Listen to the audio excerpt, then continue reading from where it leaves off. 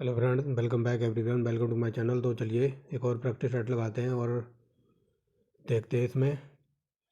ये हमारा practice set number 8वां होगा, ठीक है। इससे पहले हम 7 प्रैक्टिस सेट लगा चुके हैं और 7 प्रैक्टिस सेट के जरिए लगभग हमने 1500 प्लस क्वेश्चन देख लिए थे, ठीक है। तो लगभग हमने 1537 क्वेश्चन यहाँ तक देख लिए थे। अब चलते हैं जो इंडिया के अंदर ट्रांसपोर्टेशन सिस्टम है, ठीक है, जो परिवहन, इंडिया का परिवहन व्यवस्था देखते हैं कैसी है। तो चलिए विदाउट वेस्टिंग द टाइम, अगर किसी ने वो 7 पार्ट ना देखे हों तो जाके देख लो। यूपी पीसीएस, ठीक है, यूपी पीसीएस टेस्ट सीरीज के नाम से प्ले लिस्ट मिल जाएगी, ठीक है। यूपी पीसीएस के टेस्ट सीरीज के नाम से प्ले लिस्ट बना दी गई है और उसमें आपके ये 7 पार्ट मिल जाएंगे।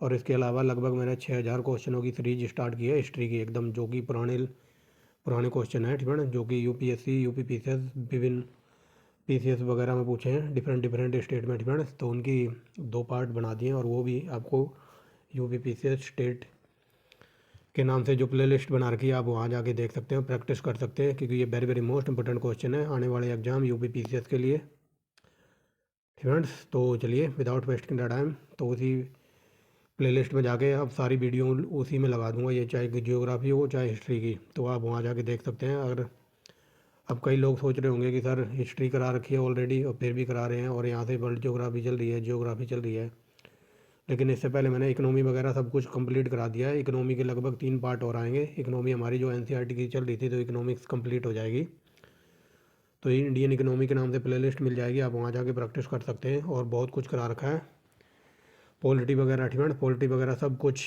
घटना चक्र की बुक से, बस आपको वहाँ तक पहुँचने की देर है। तो चलिए देखते हैं, ठीक है। पहला क्वेश्चन क्या कहता है और ये very very most important question है।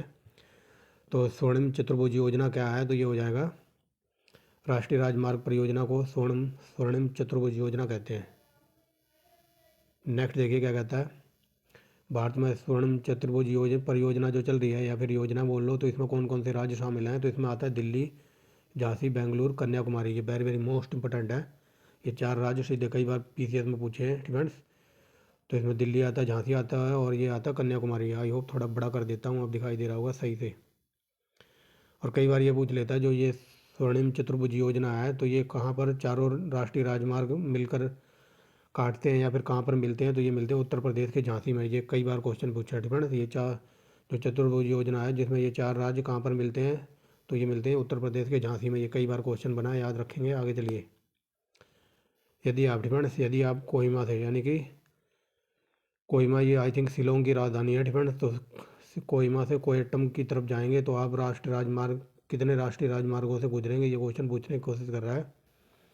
तो देखिए, यदि आप कोहिमा से कोयट्टम की यात्रा सड़क मार्ग से करते हैं तो आपको मूल स्थानों से व्यंगत स्थानों से मिलकर कुल भारत के अंदर कितने राज्यों से होकर गुजरना पड़ेगा, तो आपको 7 राज्यों से होकर गुजरना पड़ेगा। और ये देखिए IAS 2017 का पूछा हुआ है, ठीक है। आप कोहिमा से कोयट्टम जाएंगे तो 7 राज्यों को आपको पार करना पड़ेगा और ये 17 का क्वेश्चन है IAS का। आगे चलिए, यहाँ पर मिलान करना है, ठीक है। तो चलिए देखिए मिलान कर देते हैं।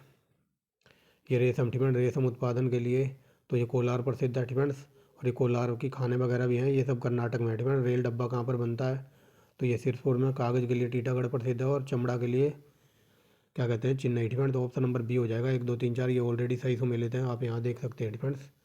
नेक्स्ट देखिए, सेज, ये वेरी वेरी मोस्ट इंपॉर्टेंट है। जो इंडिया के अंदर जो सेज कार्यक्रम वगैरह चलाया जा रहा है, ठीक है। तो देखिए विभिन्न आर्थिक क्षेत्रों यानी कि जिसको सेज कहते हैं, सेज को किस लिए विकसित किया जा रहा है, तो ये किया जा रहा है ऑप्शन नंबर बी, ठीक है।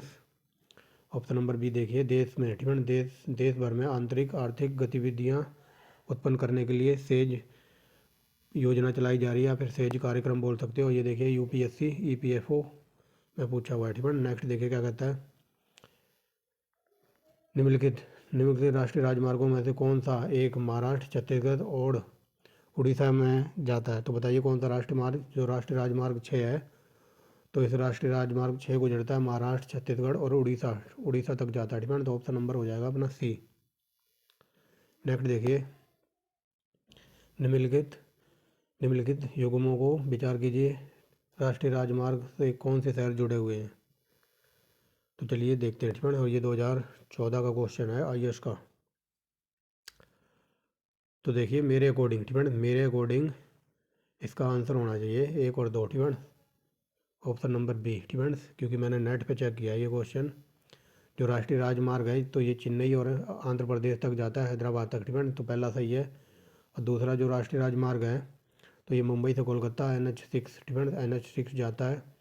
लेकिन जो ये तीसरा है ना फ्रेंड्स, तो ये तीसरा गलत है, और तीसरा गलत होगा तो ये नहीं होगा और ये नहीं होगा, क्योंकि ये जो NH15 लिखा है, NH15 लिखा है तो ये अहमदाबाद को जोधपुर से तो जोड़ता है, लेकिन ये NH15 नहीं है, ये NH48 है फ्रेंड्स, 48। तो ये तीसरा गलत है मेरे अकॉर्डिंग। इसका आंसर है ए और बी, यानी कि दूसरा है फ्रेंड्स, क्योंकि यहाँ प्रिंटिंग मिस्टेक भी हो सकती है, बट यहाँ लिख रखा कोई नहीं फ्रेंड्स। तो मैंने नेट पे चेक किया है तो उस पर दिखा रहा है ये दो तो सही है फ्रेंड्स। NH जो नेशनल हाईवे 4 नंबर है तो ये चेन्नई से हैदराबाद को जोड़ता है, और ये NH6 तो ये है मुंबई और कोलकाता के बीच फ्रेंड्स।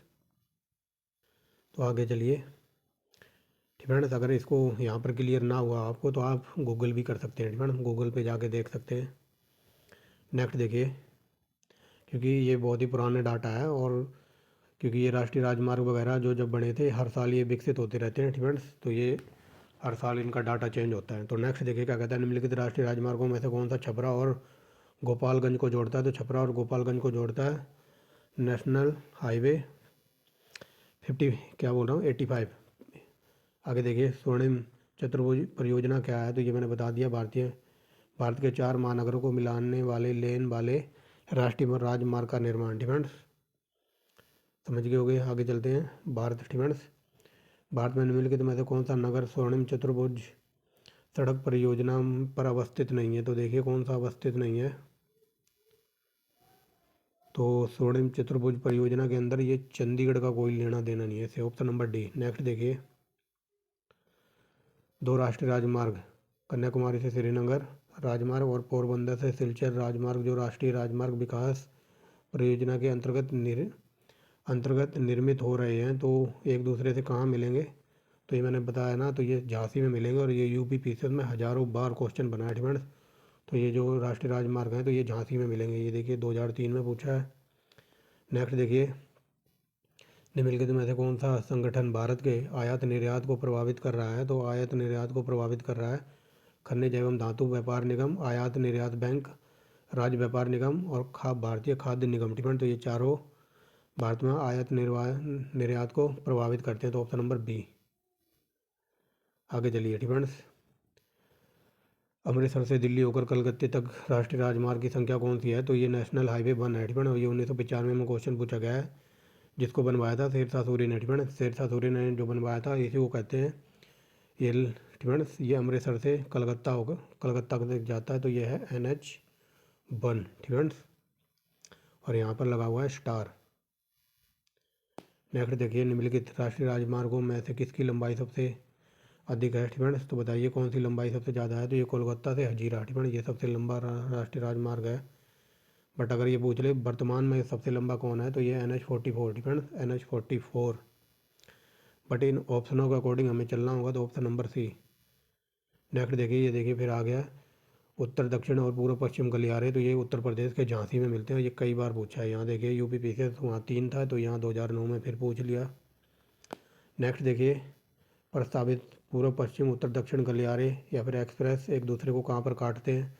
तो ये देखिए झांसी में काटते हैं फ्रेंड्स, यहाँ पर पूछ लिया। नेक्स्ट देखिए क्या कहता है, निम्नलिखित में से किस राष्ट्रीय राजमार्गों की सर्वाधिक लंबाई पाई जाती है। तो ये पाई जाती है सबसे ज़्यादा, इन ऑप्शनों के अकॉर्डिंग उत्तर प्रदेश में सबसे ज़्यादा राष्ट्रीय राजमार्गों की लंबाई है इन ऑप्शनों के अकॉर्डिंग फ्रेंड्स। चलिए आगे नेक्स्ट देखिए, निम्नलिखित नगर युगम में से कौन सा हाल में ही 6 पथ एक्सप्रेसवे मार्ग द्वारा संबोधित किया गया है। तो ये हो जाएगा मुंबई से थाने के बीच है ये 6 पथ फ्रेंड्स, मुंबई से थाने को जोड़ता है। नेक्स्ट देखिए, निम्नलिखित में से कौन सा नगर राष्ट्रीय राजमार्ग 3 से नहीं जुड़ा हुआ है। तो ये भोपाल नहीं जुड़ा हुआ है फ्रेंड्स। आगे चलिए, भारत के किस राज्य में प्रदेश में राजमार्ग सबसे अधिक लंबाई है। तो ये महाराष्ट्र फ्रेंड्स, समझ गए होंगे। बट वहाँ अभी ऊपर देखा था ना, तो उसका आंसर था उत्तर प्रदेश, क्योंकि उत्तर प्रदेश ऑप्शन में था, बट वहाँ महाराष्ट्र नहीं था। लेकिन यहाँ पर है महाराष्ट्र ऑप्शन में, तो हम महाराष्ट्र को लगाएंगे, ऑप्शन नंबर डी। नेक्स्ट देखिए क्या कहता है, भारत के निम्न राज्यों में से किसकी प्रांतीय राजमार्गों की सकल लंबाई सबसे ज़्यादा है, तो बताइए किसकी है। तो चलिए देखते हैं किसकी सबसे लंबाई ज़्यादा है। तो उधर चलते हैं। अभी बताया ना, ये महाराष्ट्र की है डिफेंस। ये देखिए ऑप्शन नंबर डी महाराष्ट्र की। और ये यूपी आर ओ में पूछा है, यानी कि पीसीएस में। डिफेंस अगर कोई यूपी पीसीएस की तैयारी कर रहा हो तो ये क्वेश्चन आर ओ के लिए भी वेरी वेरी मोस्ट इंपॉर्टेंट है। अब कोई ये ना कहे कि कई लोग ये बोलते हैं सर आर ओ हमारे पड़ोस में 2-3 बच्चे हैं तो वो कहते हैं आर ओ की तैयारी करवाओ। तो मैं उसको कहता हूँ भाई यूपी पीसीएस की जो टेस्ट सीरीज चल रही है, जो है आर ओ का पेपर लेता है तो यूपी पीसीएस आयोग ही तो लेता है। तो जो यूपी पीसीएस की टेस्ट सीरीज चल रही है वहाँ से तैयारी कर भाई। वो सोच रहा है कि आर ओ के लिए अलग से टेस्ट सीरीज चलेगी। अरे भाई आर ओ का पेपर यूपी पीसीएस आयोग ही करवाता है। फ्रेंड्स तो आप जुटे रहिए क्योंकि इनकी भी वैकेंसियाँ आने वाली हैं। आगे चलिए, यहाँ पर बताना कौन सा सही नहीं है फ्रेंड्स। तो ये देखिए हैदराबाद दक्षिण मध्य रेलवे का मुख्यालय फ्रेंड्स। दक्षिण मध्य रेलवे का मुख्यालय ये हैदराबाद में नहीं है फ्रेंड्स, और आई थिंक ये बिलासपुर में है, जो कि अभी आगे हम देखेंगे फ्रेंड्स। यहाँ देखिए निम्नलिखित राज्यों को उनके राष्ट्रीय राजमार्ग की लंबाई के आधार पर आरोही क्रम में लगाना है फ्रेंड्स। अवरोही क्रम में यानी कि घटते क्रम में। तो चलिए देखिए सबसे लंबा कौन है फ्रेंड्स। तो सबसे लंबा है यहाँ पर मिजोरम का राष्ट्रीय राजमार्ग फ्रेंड्स, और उसके बाद आएगा अरुणाचल प्रदेश और फिर नागालैंड और फिर सिक्किम फ्रेंड्स। तो option number be friends. Next देखिए क्या कहता है, राष्ट्रीय राजमार्ग विकास परियोजना से संबंधित निम्न में से कौन सा कथन सही है। तो चलिए देखते हैं कौन सा कथन यहाँ पर सही है फ्रेंड्स। तो देखिए राष्ट्रीय राजमार्ग विकास परियोजना के अंतर्गत तो यह है दिल्ली मुंबई और कोलकाता को जोड़ता है, तो ये गलत है। इसकी कुल लंबाई 5846 किलोमीटर है, तो ये सही है। आगे देखिए उत्तर दक्षिण गलियारा श्रीनगर को कन्याकुमारी से जोड़ता है, तो ये भी गलत है। एक सेकंड फ्रेंड, तो ये सही है। उत्तर जो दक्षिण गलियारा है तो ये श्रीनगर को कन्याकुमारी से जोड़ता है। वेरी वेरी मोस्ट इंपॉर्टेंट है ये, ठीक है ना। तो ये सही है। आगे देखिए पूर्व पश्चिम गलियारा सिलचर को द्वारका से जोड़ता है, तो ये सिलचर को द्वारका से नहीं जोड़ता। तो ये देखिए ऑप्शन नंबर ए यानी कि दूसरा तीसरा सही है। आगे देखिए भारत में कुल कितने राष्ट्रीय राजमार्ग हैं और उनकी लंबाई तकरीबन कितनी है फ्रेंड। तो ये देखिए 2002 का क्वेश्चन है। तो उस टाइम 64 राष्ट्रीय राजमार्ग थे, यानी कि 2002 में इंडिया के अंदर 64 राष्ट्रीय राजमार्ग थे और 40,000 किलोमीटर लंबाई थी। लेकिन अगर करंट की बात करूँ तो करंट में भारत के अंदर 200 प्लस राष्ट्रीय राजमार्ग हैं और उनकी लंबाई 70,000 किलोमीटर है फ्रेंड। 70,000 किलोमीटर है, ये लेटेस्ट डाटा है गूगल के अकॉर्डिंग फ्रेंड। और ये 2002 में क्वेश्चन पूछा था, तो उस टाइम थे हमारे इंडिया के अंदर 64 राष्ट्रीय राजमार्ग और 40,000 किलोमीटर की लंबाई के साथ। नेक्स्ट देखिए फ्रेंड्स, भारत का तकरीबन 40% सड़क परिवहन होता है, तो ये राष्ट्रीय राजमार्ग वन से फ्रेंड्स यहाँ पर पूछा है। भारत का जो 40% सड़क परियोजना या फिर परिवहन होता है तो राष्ट्रीय राजमार्गों से होता है। Option number be friends. ये देखिए ऑप्शन नंबर बी है। मतलब जो याद है हमारे देश का जो प्रमुख यातायात है, जो लोग ट्रैवलिंग करते हैं तो वो राष्ट्रीय मार्गों से करते हैं, लगभग 40% लोग, ठीक है ना। ऐसे समझ जाओ सिंपल वे में। तो चलिए स्वर्ण चतुर्भुज परियोजना के संबंध में किसका विकास स्वर्णिम चतुर्भुज परियोजना के संबंध में किसके विकास से है। तो यह है राष्ट्रीय राजमार्ग का विकास करना है स्वर्णिम चतुर्भुज परियोजना के तहत। आगे चलिए, क्रियान्वित किए जा रहे राष्ट्रीय राजमार्ग विकास परियोजना उत्तर दक्षिण और उत्तर पश्चिम गलियारे, तो ये देखिए झांसी मिलते हैं, ये कई बार बता दिए, ये वेरी वेरी मोस्ट इंपॉर्टेंट है फ्रेंड्स। और ये भी यूपी में पूछा है। तो देखिए उत्तर दक्षिण और पूर्व पश्चिम गलियारे उत्तर प्रदेश की झांसी में मिलते हैं। और कई बार ये पूछ लेता झांसी से कि चारा अनुसंधान केंद्र वगैरह कहाँ है, तो ये उत्तर प्रदेश के झांसी में है फ्रेंड्स, याद रखेंगे। चारा अनुसंधान केंद्र है झांसी में और ये वाराणसी में। अगर साग भाजी लेनी है तो साग भाजी का अनुसंधान केंद्र है वाराणसी में फ्रेंड्स। दलहन अगर यानी कि दाल वगैरह लेनी है तो दलहन अनुसंधान केंद्र है कहाँ पर, कानपुर में। और क्या कहते हैं लखनऊ में है ड्रग इंस्टीट्यूट फ्रेंड, जो औषधि वगैरह का जो मुख्यालय वगैरह है friend, drug institute of India का, तो ये लखनऊ में है फ्रेंड्स। यहाँ पर मैं इसलिए नहीं बता रहा हूँ ज़्यादा क्योंकि अभी लगभग मैं आपको 1000 क्वेश्चन कराऊंगा यूपी के जीके के एकदम डिटेल में, जो कि यूपी पीसीएस में विभिन्न एग्जामों में पूछे गए हैं फ्रेंड्स। तो आप टेंशन मत लेना, जो अपना जब उत्तर प्रदेश पढ़ेंगे ना फ्रेंड्स, यूपी का जो हिस्ट्री वगैरह पढ़ेंगे तो वहाँ पर सबको डिफाइन करेंगे, सबका पोस्टमार्टम करेंगे। नेक्स्ट देखिए फ्रेंड्स, राष्ट्रीय राजमार्ग नहीं गुजरता फ्रेंड्स, तो राष्ट्रीय राजमार्ग 4 कहाँ से नहीं गुजरता, तो कोई बता सकता है फ्रेंड्स? तो इसका आंसर हो जाएगा इन चारों जगह से गुजरता है राष्ट्रीय राजमार्ग 1 फ्रेंड्स, 1 नहीं 4, जो नेशनल हाईवे 4 है तो ये इन चारों जगह से गुजरता है फ्रेंड्स। और यहाँ लगा हुआ है स्टार फ्रेंड्स। यकीन नहीं आ रहा तो गूगल पे चलते हैं फ्रेंड्स। तो देखिए हम आ गए हैं फ्रेंड्स, ये मैंने खोल लिया है भारत के राष्ट्रीय राजमार्गों की सूची फ्रेंड्स। तो चलिए देखते हैं।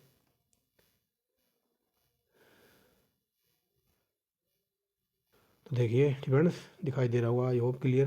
तो ये नेशनल हाईवे है फ्रेंड्स। अभी 1 बताया था ना, ये दिल्ली से अमृतसर वगैरह जाता है फ्रेंड्स, तो ये कलकत्ता तक जाता है, याद रखना। बट हमें जाना है 4 पे फ्रेंड्स। तो नेशनल हाईवे 4 कहाँ पर है, तो ये देखिए ये है नेशनल हाईवे 4 फ्रेंड्स। तो ये मुंबई से गुजरता है और वहाँ ऑप्शन में महाराष्ट्र भी है फ्रेंड्स, याद रखना। और ये मुंबई महाराष्ट्र में पड़ता है।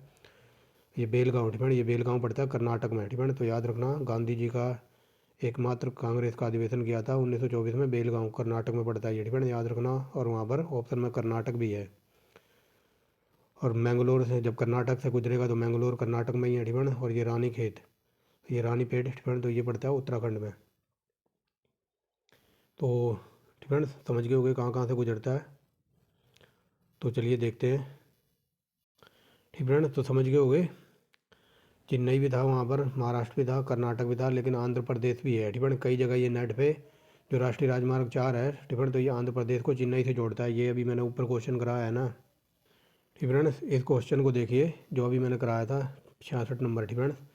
तो ये नेट पे ना कई जगह ये जो राष्ट्रीय राजमार्ग 4 है फ्रेंड्स, तो ये बता रहा है कि तमिलनाडु को यानी कि चेन्नई को आंध्र प्रदेश से जोड़ता है फ्रेंड्स। ये नेट पे कई जगह तमिलनाडु यानी कि चेन्नई को आंध्र प्रदेश से जोड़ता हुआ दिखाया जा रहा है। तो मैंने बताया था ना ये चारों सही है फ्रेंड्स। ये राष्ट्रीय राजमार्ग है जो कि अभी मैंने दिखाया आपको नेट पे फ्रेंड्स। तो कर्नाटक में से गुजरता है, महाराष्ट्र से गुजरता है, तमिलनाडु से गुजरता है, लेकिन ये गुजरता है आंध्र प्रदेश से भी फ्रेंड्स।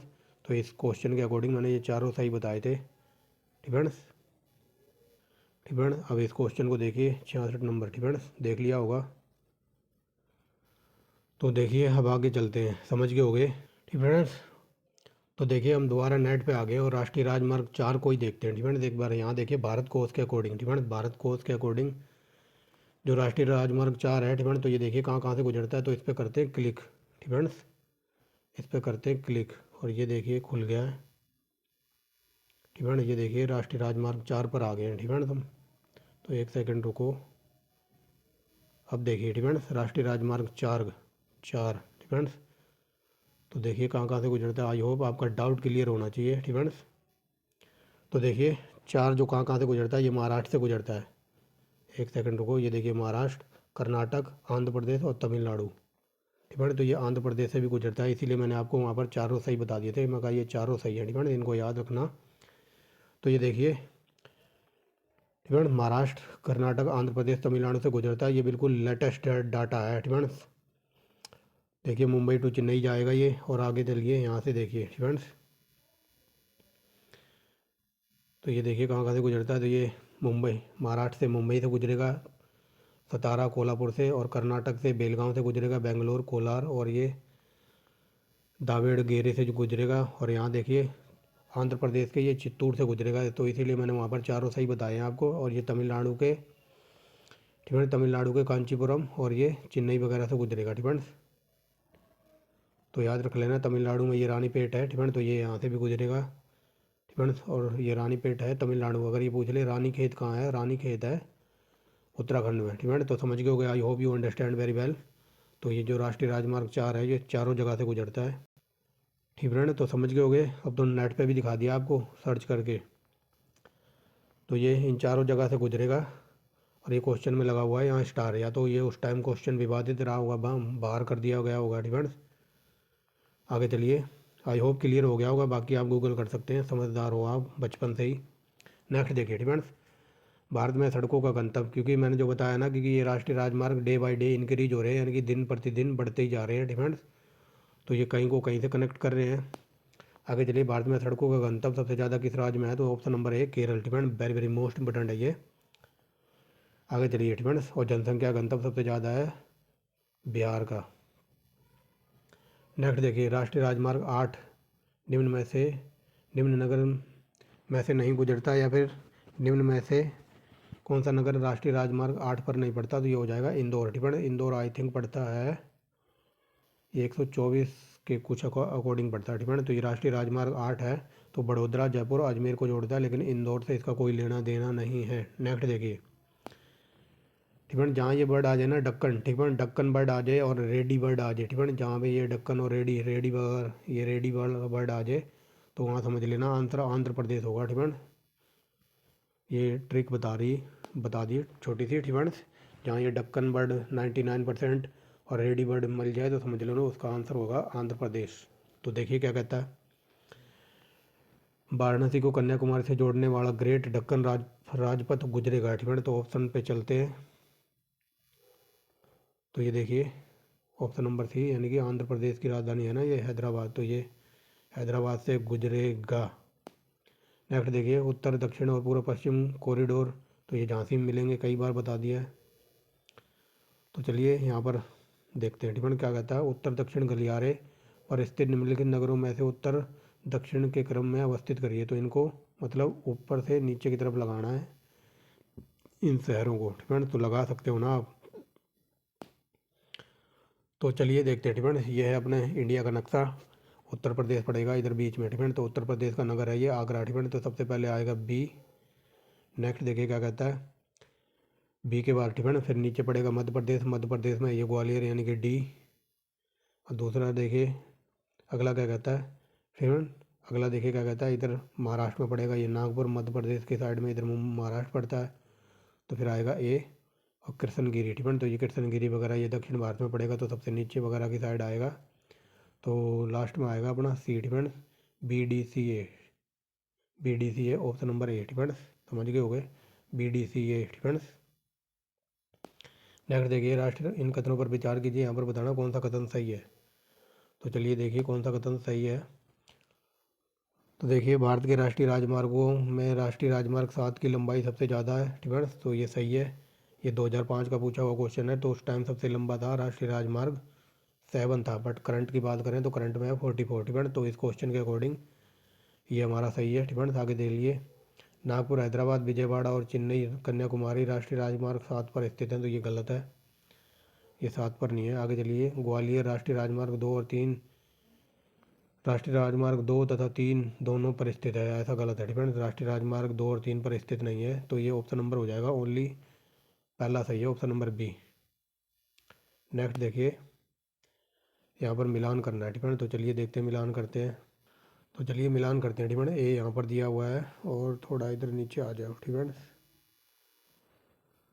ए यहाँ पर है। ठीक है, BCD इधर है, तो चलिए मिलान करना है। तो देखते हैं, जो ठीक है नेशनल हाईवे नंबर 91 है, तो ये मछली क्या बोल रहा हूँ, ये पुणे को मछलीपट्टनम से जोड़ता है। ठीक है, यानी कि पहले का पहला।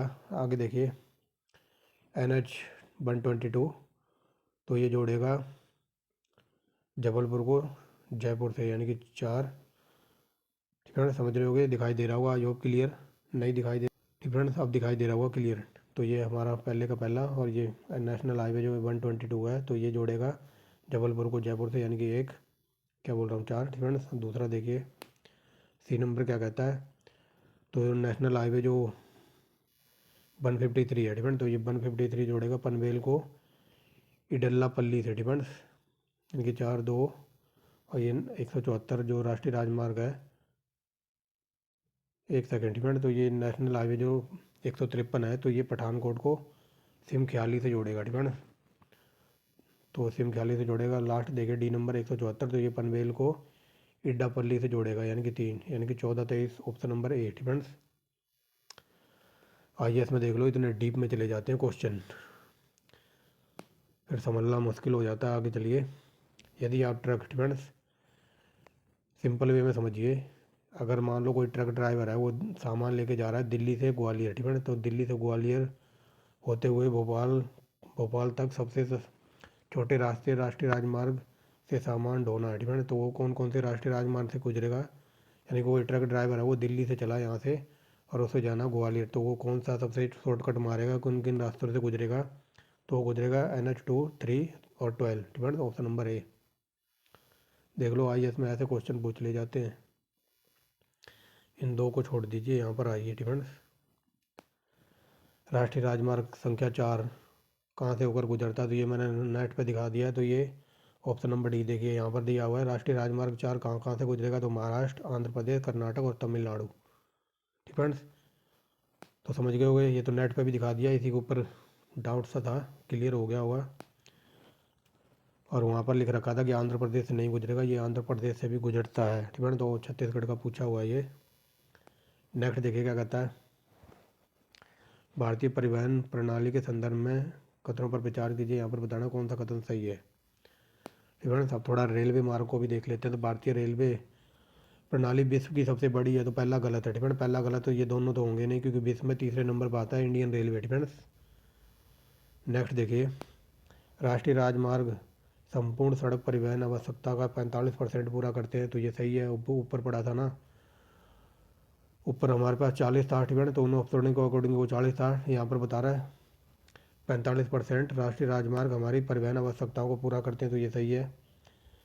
राज्यों में केरल का भूतल मार्ग संघनता ये सबसे ज़्यादा है, यानी कि जो राज्य है केरल, ठीक है। तो वहाँ पर केरल में सड़कों का घनत्व सबसे ज़्यादा, तो ये भी सही है। आगे देखिए, राष्ट्रीय राजमार्ग, ठीक है। राष्ट्रीय राजमार्ग संख्या 7 देश में सबसे लंबा है, ठीक है। तो देश में सबसे लंबा है ये उस टाइम, ठीक है। ठीक है, तो समझ गए होंगे, राष्ट्रीय राजमार्ग ये सबसे लंबा था, ये सही है। और दूसरा सही है, यानी कि 2 और 4 सही है, ठीक है। लेकिन गलत है यहाँ पर तीसरा भी, क्योंकि तीसरा इसलिए गलत है, यहाँ पर कह रहा है कि अगर ये क्वेश्चन ये पूछ ले कि सड़कों का सबसे ज़्यादा घनत्व कहाँ पर है, तो ये केरल आंसर होगा। लेकिन यहाँ पर पूछा है कि राज्यों में जो भूतल यानी कि जो अंडरग्राउंड है, ठीक है, अंडरग्राउंड सड़कों का संघनता सबसे ज़्यादा केरल में है, ठीक है। तो ये गलत है कि अंडरग्राउंड सड़कों में सबसे ज़्यादा संघनता पाई जाती है, तो ये महाराष्ट्र और क्या कहते हैं कलकत्ता की साइड, ठीक है। अंडरग्राउंड सड़कों की बात हो रही है, यानी कि भूतल, ठीक है। समझ गए होगे, तो दूसरा चौथा होना चाहिए। ये देखिए ऑप्शन नंबर डी, यानी कि दूसरा और चौथा। आगे चलिए, यहाँ पर बताना है कौन सा कथन सही है। तो देखिए कौन सा कथन सही है। ऑप्शन नंबर बी को देखते हैं, एयरलाइंस, ठीक है। एयरलाइंस एयर इंडियन एयरलाइंस की पूर्णतः स्वामित्व वाली सहायक है, ठीक है। तो ये बता रहा है कि जो एयरलाइंस है वो इंडियन एयरलाइंस की पूरी सहायक कंपनी है, ठीक है। सहायक कंपनी है या जो भी है, ट्रैवलिंग एजेंसी वगैरह है, तो ऑप्शन नंबर बी सही है यहाँ पर, ठीक है। आगे देखिए, यहाँ पर बताना कौन सा युग्म सही है। तो चलिए देखिए कौन सा युग्म सही बताना है ना। तो ये देखिए, दक्षिण पूर्व रेलवे का मुख्यालय ये भुवनेश्वर में है, ठीक है। ये एक सेकंड रुको, यहाँ पर बताना कौन सा युग्म सही सुमेलित नहीं है, ठीक है। नहीं है, तो पहला ही सही सुमेलित नहीं है, क्योंकि दक्षिण पूर्व रेलवे का मुख्यालय भुवनेश्वर में ना होकर ये है कलकत्ता में, ठीक है। WB यानी कि वेस्ट बंगाल में। और यहाँ देखिए पूर्वी, ठीक है, दक्षिण पूर्वी रेलवे का मुख्यालय कलकत्ता में, ये सही है। उत्तर पूर्व रेलवे का गोरखपुर में है, और दक्षिण पूर्वी मध्य रेलवे का तो ये बिलासपुर में है, ठीक है। ऊपर एक क्वेश्चन था ना कि हैदराबाद में है, तो हैदराबाद में नहीं है, मैंने कहा था बिलासपुर में है, जो कि बाद में देखेंगे। तो यहाँ देख लीजिए, ठीक है, पहला गलत है। नेक्स्ट देखिए क्या कहता है, राष्ट्रीय राजमार्ग, ठीक है। तो यहाँ पर सही सुमेलित करना, तो चलिए देखिए पहला क्या कहता है, जो NH 31 है, ठीक है। तो NH 31 ये इंदौर पड़ता है, इसके ऊपर NH 62 है, तो ये रायपुर पड़ता है 62 पे, यानी कि पहले का दूसरा और बी का चौथा। 73 नंबर देखिए क्या कहता है, सी नंबर क्या कहता है, NH 73, तो 73 पर पड़ता है ये जबलपुर, यानी कि तीसरा, ठीक है। और ये NH 124, ठीक है। तो ये इस पर पड़ेगा भोपाल, यानी कि पहला है 2431, ऑप्शन नंबर ए, ठीक है। अभी वहाँ पर देखा था ना हमने कि जो ये इंदौर है, तो इंदौर का 122 था, ठीक है। इंदौर का आई थिंक कुछ था जो मैंने बताया था, इसको बाद में देखेंगे। तो इंदौर पड़ेगा कौन से राष्ट्रीय राजमार्ग पर, तो ये 31 पर, ठीक है। समझ गए होगे, तो ऑप्शन नंबर ए अपना आंसर है, ठीक है। ये IAS के पूछे हुए क्वेश्चन चल रहे हैं। तो चलिए देखिए, ये जो रेलवे सुरंग है, तो इन सुरंगों को सब रेलवे की लंबाई के अनुसार या फिर सही क्रम में सजाना है। डिपेंड लंबाई के अनुसार इन रेलवे सुरंगों को सही क्रम में अरेंज करना है। तो चलिए देखिए, सबसे बड़ी है पीर पंजाल, ये पढ़ा भी होगा आपने डिपेंड, ना पढ़ा हो तो आज पढ़ लो। सबसे बड़ी है पीर पंजाल, फिर वो आगे आता है कारबूद डिपेंड कारबूद, फिर आ गया नाथूबाड़ी और फिर आएगा देर बरदेबादी डिपेंड बरदेबादी। तो ये ऑप्शन नंबर बी हो जाएगा डिपेंड। सबसे लंबी है पीर पंजाल, फिर कारबूद और फिर नाथूबाड़ी और फिर ये बरदेबादी depend, option number B.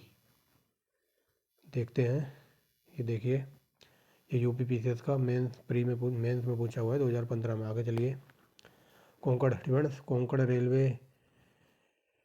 Konkan railway से राज्यों में निम्नलिखित समुच्चय निम्नलिखित में से सर्वोच्च भाग होगा डिपेंड। तो इस सिंपल वे में समझिए, ये पूछ रहा है कि जो कि कोंकण रेलवे है तो वो कहाँ कहाँ से गुजरता है। तो वो गोवा से गुजरता है, Karnataka, Maharashtra, Kerala depend, option number B depend. जो कोंकण रेलवे है तो वो कहाँ कहाँ से गुजरता है, तो वो गोवा, महाराष्ट्र, कर्नाटक, केरल। कोंकण रेलवे नहीं जोड़ता तो ये बेलगांव नहीं जाता डिपेंड, बेलगांव यानी कि कर्नाटक वगैरह।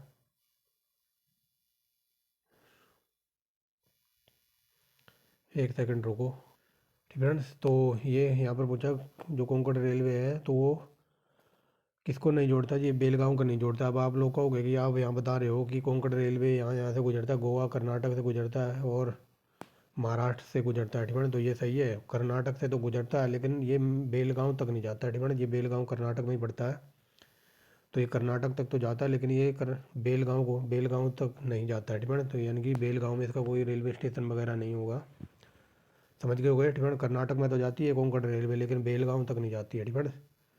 और ये देखिए ये मडगांव, ये मुंबई में पड़ता है, रत्नागिरी वगैरह डिपेंड, तो ये उड़ीसा वगैरह में पड़ते हैं डिपेंड। रत्नागिरी कहाँ पड़ता है डिपेंड, ये बाद में देखते हैं। उड़ीसा तो आई थिंक उड़ीसा में तो नहीं है ये। आगे चलिए, निम्नलिखित डिपेंड निम्नांकित राज्यों समूह में से वह कौन सा है जहाँ रेल यात्री डिपेंड, क्या बोल रहा हूँ, जहाँ यात्री रेल डब्बे डिपेंड। सिंपल वे में समझिए, ये क्वेश्चन ये पूछ रहा है कि जो भारत के दो राज्य कौन कौन से हैं जहाँ पर रेलवे के डब्बे बनते हैं डिपेंड। तो रेलवे के डब्बे बनते हैं पंजाब में बनते हैं, पंजाब के कपूरथला में और तमिलनाडु के पैगम्बूर में डिपेंड, समझ गए हो गए। ऑप्शन नंबर बी डिपेंड, यहाँ पर रेलवे डब्बे बनते हैं रेल के। आगे चलिए, जो बड़ी रेलवे लाइन होती है तो उसकी जो दोनों पटरियों के बीच में डिस्टेंस कितना होता है, तो ये होता है 5.5 फीट डिपेंड। आगे चलिए, यहाँ पर मिलान करना है तो चलिए देखिए, भूमिगत रेलवे डिपेंड यानी कि जो अंडरग्राउंड रेलवे चलती है तो कलकत्ता में चलती है यानी कि दूसरा डिपेंड। और ये आम फेमस है रत्नागिरी के यानी कि पहला, और ये ताले अलीगढ़ का फेमस है। ये यूपी का ऐसा कोई सा एग्जाम नहीं होगा जिसमें ये पूछा ना गया हो। अलीगढ़ के ताले फेमस हैं डिपेंड, और चावल मिलेगा देहरादून में डिपेंड। तो ये हो जाएगा ऑप्शन नंबर बी, समझ गए हो गए डिपेंड। जो भूमिगत रेलवे वगैरह अंडरग्राउंड रेल चलती है तो ये कलकत्ता में, आम रत्नागिरी के फेमस हैं, ताले अलीगढ़ के फेमस हैं और चावल मिलेगा देहरादून में। नेक्स्ट देखिए क्या कहता है, निम्नलिखित में से कौन से स्थान पर रेलवे मंडल कार्यालय स्थित है डिपेंड। तो रेलवे का कार्यालय कहाँ पर है, तो ग्वालियर में तो है नहीं, इतना तो पता है। नेक्स्ट देखिए, तो बिलासपुर में है ना, तो अभी ऊपर पड़ गया है। तो चलिए आगे डिपेंड, आगे चलिए। भारत में पहली रेल चली थी, ये लॉलीपॉप क्वेश्चन है और हजारों बार ग्रुप डी सी का पालतू क्वेश्चन है आज भी डिपेंड। आगे चलिए, वो 1853 में चली थी डिपेंड, देख लिया होगा आपने। 1853 में चली थी लॉर्ड झंडूबाम डलहौजी के कार्यकाल में। आगे चलिए डिपेंड, और कहाँ से चली थी, तो मुंबई से बीच, मुंबई टू थाने डिपेंड। और कितने किलोमीटर, तो ये 34 किलोमीटर चली थी। भारत का ऐसा कौन सा राज्य है जहाँ पर कोई भी रेलवे फैसिलिटी नहीं है, तो ऑप्शन नंबर ए के अकॉर्डिंग मेघालय में कोई भी रेलवे ट्रैक बिछाया नहीं गया है, ना ही वहाँ रेल चलती है। आगे चलिए, कोंकण रेलवे जोड़ता है तो ये रोहा को मैंगलोर से। आगे चलिए, निम्नलिखित में से किन दो रेलवे स्टेशनों को जोड़ने वाली रेलवे लाइन को यूनेस्को धरोहर में मान्यता दी गई है, तो ये है सिलीगुड़ी, ये पश्चिम बंगाल पर पड़ता है, और ये दार्जिलिंग डिफेंस, तो ये भी आई थिंक पश्चिम बंगाल का ही है, तो ऑप्शन नंबर बी। ये देखिए, भारत में रेलवे मार्ग तैयार हुआ था तो 1853 में पहली रेल चली थी, तो तब ट्रैक बिछे थे, 1853 में तैयार हुआ था। आगे चलिए, रेलवे का जोन मुख्यालय हाजीपुर डिफेंस, तो हाजीपुर का मुख्यालय वगैरह कहाँ है, तो ये है option number D, Bihar defence. ये हाजीपुर का रेलवे का मुख्यालय बिहार में। आगे चलिए, दक्षिण पूर्वी रेलवे का मुख्यालय, तो ये वेरी वेरी मोस्ट इंपॉर्टेंट बता दिया ना, कलकत्ता, ऊपर बताया था ना अभी।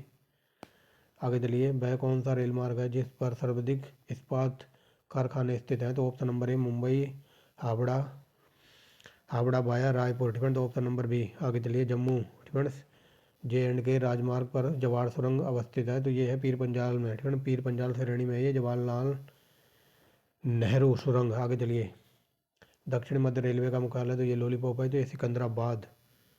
नेक्स्ट देखिए, तो 1853 में भारत में पहली रेल चली थी, याद रखना, ठीक है। ये सब कुछ डिटेल में कराया हुआ है आपको मॉडर्न हिस्ट्री में, ठीक है। सब कुछ डिटेल में, एक एक चीज़ जब हमने पढ़ा था लॉर्ड झंडू डलहौजी को। सबसे ज़्यादा रेलवे का विकास पूछ ले किसके कार्यकाल में हुआ था, तो ये हुआ था 28,000 किलोमीटर की पटरियाँ बिछाई गई थी, ठीक है। तो यहाँ पर मैं डिटेल में ही बता देता हूँ यहाँ, ठीक है। चलिए डिटेल में ही देख लेते हैं क्योंकि कई बच्चे नए होंगे। अगर स्टूडेंट ये हज़ारों बार क्वेश्चन पूछा है कि भारत में पहली रेल कब चली थी 1853 में, किसके कार्यकाल में, तो ये झंडू डलहौजी के कार्यकाल में चली थी। कब चली थी 1853 में, कहाँ से, मुंबई टू ठाणे, ठीक है। मुंबई टू ठाणे कितने किलोमीटर चली थी, 34 किलोमीटर चली थी। यहाँ तक सबको पता है, ठीक है। यहाँ तक सबको पता है जो मैंने बताया है। अब थोड़ा PCS लेवल पर चलते हैं। अगर क्वेश्चन ये पूछ ले कि सबसे ज़्यादा रेलवे का विकास किस वायसराय के काल में हुआ था, ठीक है। तो कई लोगों ने डीप में ना पढ़ा होता है ना, तो वो सोचते हैं लॉर्ड झंडू डलहौजी के कार्यकाल में पहली रेल चली थी 1853 में, तो उसी को टिक कर देते हैं और वो आंसर हो जाता है गलत, ठीक है। क्योंकि जब रेलवे की पटरियाँ बिछाई गई थी, क्या कहते हैं, लॉर्ड डलहौजी के कार्यकाल में, ठीक है। तो उसके कार्यकाल में लगभग 4,000 किलोमीटर में पटरियाँ बिछी थी रेलवे की, क्योंकि ये वायसराय था। तो वायसराय के काल में यानी कि लॉर्ड डलहौजी के कार्यकाल में 4,000 किलोमीटर की पटरियाँ बिछाई गई थी। लेकिन आजकल क्वेश्चन ऐसे पूछ लेता कि सबसे ज़्यादा रेलवे का विकास किसके कार्यकाल में हुआ था। अगर आपने डीप में नहीं पढ़ा है ना, तो आप डलहौजी पर ट्रिक करके आ जाओगे, लेकिन वो हो जाएगा गलत। लेकिन जब वायसराय बना था करजन, ठीक है, ये झंडू करजन वायसराय तो बना था, तो इसके कार्यकाल में 28,000 किलोमीटर की पटरियाँ बिछाई गई थी। तो आंसर हो जाएगा, सबसे ज़्यादा विकास हुआ था रेलवे का करजन के काल में, ठीक है। याद हो गया, समझ गए होगे, डिफरेंस क्लियर हो गया होगा। अब चलते हैं UPSC लेवल पर, ठीक है।